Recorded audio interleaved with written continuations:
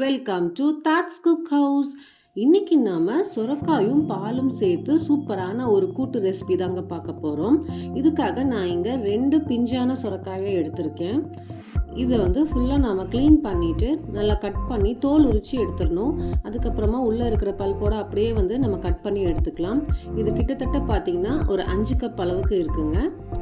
இந்த சுரக்காய் கூட்டை நான் சிம்பிளாக குக்கரில் சூப்பராக பர்ஃபெக்டாக எப்படி செய்கிறதுன்னு தான் சொல்ல போகிறேன். அதுக்காக அடுப்பில் ஒரு குக்கர் வச்சு சூடு பண்ணிக்கலாம். இதில் 1/4 கப் அளவுக்கு எண்ணெய் சேர்த்து சூடு பண்ணிக்கலாம். இதில் ஒரு 1/2 டீஸ்பூன் அளவுக்கு கடுகு, 1 டீஸ்பூன் சீரகம், கொஞ்சமாக கருவேப்பிலை, 4 காஞ்ச மிளகாயை கட் பண்ணி எடுத்திருக்கேன். இது எல்லாமே சூடான எண்ணெயில் சேர்த்து நம்ம பொரிய விட்டுடலாம். இது கூடவே பார்த்திங்கன்னா 2 பெரிய வெங்காயத்தை நல்லா சாப் பண்ணி எடுத்திருக்கேன். கூட்டுக்கு கொஞ்சமாக வெங்காயம் அதிகமாக இருந்துச்சுன்னா நல்லா டேஸ்டியாக இருக்கும். ஸோ 2 வெங்காயம் அளவுக்கு சேர்த்திக்கலாம். இதை நல்லா வதக்கி விட்டுடலாம். இது கூடவே நான் இன்றைக்கி பாசிப்பருப்பு சேர்த்துறேங்க. இந்த கூட்டில் பாசிப்பருப்பு சேர்த்துனா ரொம்ப டேஸ்ட்டாக இருக்கும். ஒரு 1/2 கப் அளவுக்கு எடுத்திருக்கேன். இதை ஒரு 15 நிமிஷம் தண்ணியில் ஊற வச்சுட்டு தண்ணியை வடித்து இப்போ இதில் சேர்த்திட்டேன். இந்த மாதிரி கொஞ்சம் ஊற வச்சு சேர்த்துனோன்னா நல்லா பக்குவமாக இது குக் ஆகி வரும். இன்னொரு டிப்ஸ் பார்த்திங்கன்னா, பாசிப்பருப்பை இந்த மாதிரி எண்ணெயில் கொஞ்சம் நேரம் ஒரு 2-3 நிமிஷம் நல்லா வதக்கணும். இந்த மாதிரி வதக்கும் போது குழஞ்சி போகாமல் ஆனால் நல்லா சாஃப்டாக குக் ஆகி வரும் கூட்டில். ஒரு சிலருக்கு கூட்டில் பருப்பு நல்லா குழஞ்சி போயிருந்தால் பிடிக்கும். பட் இந்த சுரக்காய் பால் கூட்டில் பாசிப்பருப்பை சேர்த்து ஓரளவுக்கு நல்லா சாஃப்டாக வேக வச்சு எடுத்தோன்னா ரொம்ப ரொம்ப சூப்பராக இருக்கும் சாப்பிட்றதுக்கு. பாசிப்பருப்பு வதக்குனதுக்கப்புறமா கட் பண்ணி வச்ச காயும் ஒரு 1/2 டீஸ்பூன் அளவுக்கு மஞ்சத்தூளும் சேர்த்து நம்ம கலந்து விட்டுடலாம். இதை ஒரு 2 நிமிஷத்துக்கு நம்ம நல்லா கலந்து விட்டுடலாம். இது நல்லா கொஞ்ச நேரம் வதங்கட்டும். அதுக்குள்ளே நம்ம இதுக்கு ஒரு மசாலா அரைச்சிக்கலாம். ஒரு பெரிய பீஸ் அளவுக்கு தேங்காய் எடுத்திருக்கேங்க.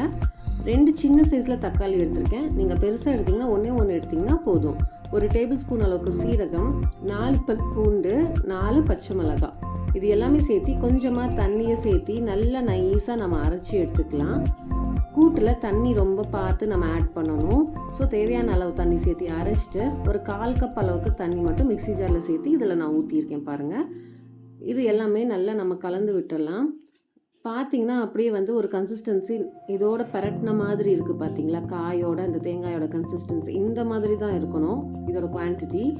ஏன்னா இது கூட நம்ம பாலும் சேர்த்த போகிறோம். அதுக்கப்புறமா சுரக்காயும் பார்த்திங்கன்னா வாட்டர் கண்டென்ட் உள்ள ஒரு வெஜிடபிள். அதுவும் குக் ஆகும்போது தண்ணி ரிலீஸ் பண்ணும். ஸோ கரெக்டாக இருக்கும். தேவையான அளவுக்கு உப்பு சேர்த்திட்டு 1/2 கப் அளவுக்கு நான் இங்கே காய்ச்சின பசும்பால் சேர்த்துறேங்க. இந்த அளவுக்கு பால் சேர்த்தனா போதும். இது அதிகமாகவும் சேர்த்த வேண்டாம். இந்த அளவுக்கு காய்க்கு ஒரு 1/2 கப் அளவுக்கு பால் போதும். அவ்வளோதான். நம்ம இதை நல்லா ஒரு 2 நிமிஷம் கலந்து விட்டுடலாம். சூப்பராக இது குக் ஆகி வந்துடும். நல்லா ஃப்ளேவர்ஃபுல்லாக இருக்குங்க. இந்த சுரக்காய் கூட பால் சேர்த்து செய்கிற ஒரு கூட்டுங்கிறது ரொம்ப ரொம்ப டிஃப்ரெண்ட்டான ஒரு காம்பினேஷன். ரொம்ப ரொம்ப நல்லா டேஸ்ட்டாக இருக்கும். நீங்களும் கண்டிப்பாக ட்ரை பண்ணுங்கள். இப்போ குக்கரை மூடிட்டு நம்ம விசில் போட்டு 2-3 விசில் வரைக்கும் நம்ம குக் பண்ணி எடுத்துக்கலாம். ரொம்ப எதுவுமே குழஞ்சி போகக்கூடாது. ஆனால் நல்லா சாஃப்டாக குக் ஆகிருக்கணும். அந்த டைம் வரைக்கும் நம்ம குக் பண்ணிக்கலாம். பாருங்கள் எவ்வளோ சூப்பராக குக் ஆகி வந்திருக்குன்னு சொல்லிட்டு நீங்களே பார்க்குறீங்க. ரொம்ப நல்ல ஒரு திக்கான கன்சிஸ்டன்சியில் இருக்குது. ஃபைனலாக ஒரு 1/4 கப் அளவுக்கு சாப் பண்ண கொத்தமல்லி இலைகளை சேர்த்து கலந்து விட்டுட்டோன்னா சூப்பரான நம்மளோட பால் சுரக்காய் கூட்டு ரெடி. இதை நம்ம சூப்பரான சூடான சாதத்தோட கொஞ்சம் நெய் ஊற்றி அப்படியே பிசைஞ்சு கொடுத்தா கூட குழந்தைங்க விரும்பி சாப்பிடுவாங்க. சாம்பாரோட அப்படி இல்லைன்னா ரசத்தோட கூட நம்ம சர்வ் பண்ணலாம். அப்படியும் இல்லைன்னா சப்பாத்தி கூட வச்சு சாப்பிடலாம். அவ்வளோ டேஸ்ட்டாக இருக்குங்க. நல்ல ஒரு காம்பினேஷனாக இருக்கும். நல்லா பக்குவமாக பர்ஃபெக்டாக குக் ஆகி வந்திருக்கு. பாருங்கள் பருப்பெல்லாம் நல்லா முழுசாக அப்படியே தெரியுது. டேஸ்ட் எப்படி இருக்குன்னு கேட்கலாம். சூப்பராக இருக்குங்களாம்மா. வெஜிடபிள்ஸே சாப்பிடாத குழந்தைங்க வீட்டில் இருந்தால் கூட இந்த மாதிரி செஞ்சு கொடுத்து பாருங்கள். கண்டிப்பாக விரும்பி சாப்பிடுவாங்க. இன்னும் நிறைய ரெசிபீஸ் நான் டிஸ்கிரிப்ஷனில் லிங்க் தரேன். அதையும் நீங்கள் தேவைப்பட்டால் செக் பண்ணி பாருங்கள். இந்த வீடியோ கண்டிப்பாக உங்களுக்கு பிடிச்சிருக்கும்னு நினைக்கிறேன். பிடிச்சிருந்தா லைக் பண்ண மறந்துடாதீங்க. ஷேர் பண்ணுங்கள்.